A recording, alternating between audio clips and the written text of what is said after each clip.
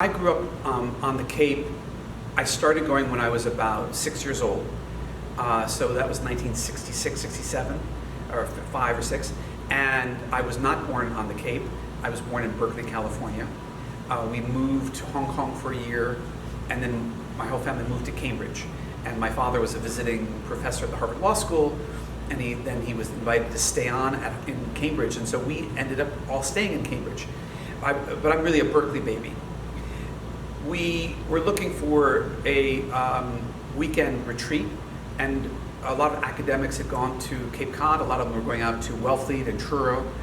And one of my, father's colleagues from the law school had a house in Truro. So we rented it for one summer, the first summer. And then that summer, I think we all fell in love with Cape Cod. And then my parents decided that they would try to buy a house. They had a very modest budget. Houses were not expensive at that time. I think my parents paid something like $25,000, $30,000 for the house. But that was a lot of money in that time for them, because they were modest academics. My mother was a teacher at the museum school, and my dad was a teacher at Harvard, a professor. And my earliest encounter really, maybe it was through Castle Hill. Castle Hill was just being created. A lot of cartoonists were in Truro. So in fact, when I first met Ray Ellman, I was involved, I guess I was a little older, I think maybe 12 or 11, 12, 13. There was a tournament, the Con Falk tournament, and that brought all types of personalities, artists, musicians, psychiatrists, cartoonists, producers of 60 Minutes, together, and young kids, young punks like me. And I was one of the younger ones who got involved, and that was a real mix, so I was able to meet a lot of our dear friends, from Jerry Robinson, who was the original drawer of Batman and Robin, creator of the Joker, or Palmer Williams, the producer of 60 Minutes, or Jack Kahn for the New Yorker, or Ray Ellman, the artist that I met. So it was, but I think as artists, I was a little young to have known Robert Motherwell. I knew about Motherwell through my mom. I didn't go to his exhibitions. I don't recall.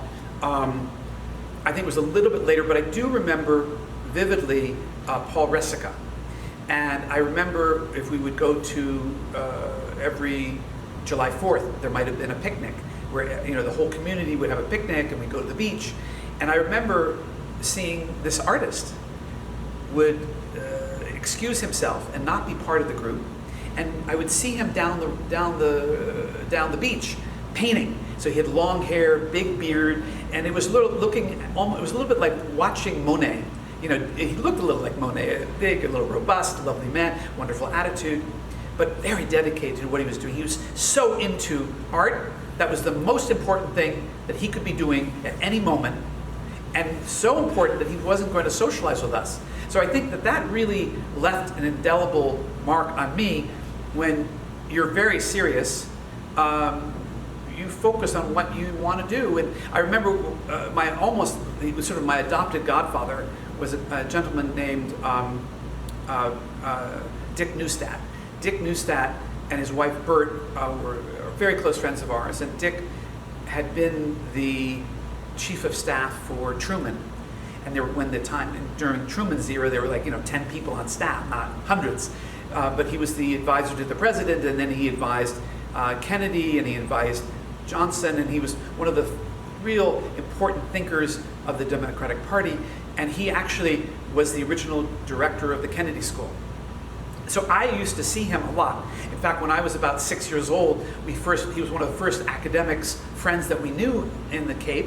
And when we first met him, I think very embarrassingly for my parents, was my brothers and I had just been watching some TV show about, I think it was called Rat Patrol. You're on the dunes and sand, and the Germans and Americans, and you tie each other up and you play army. So we had this idea, and we were going to the Army-Navy store in Provincetown, where they had all these, old army things that were decommissioned.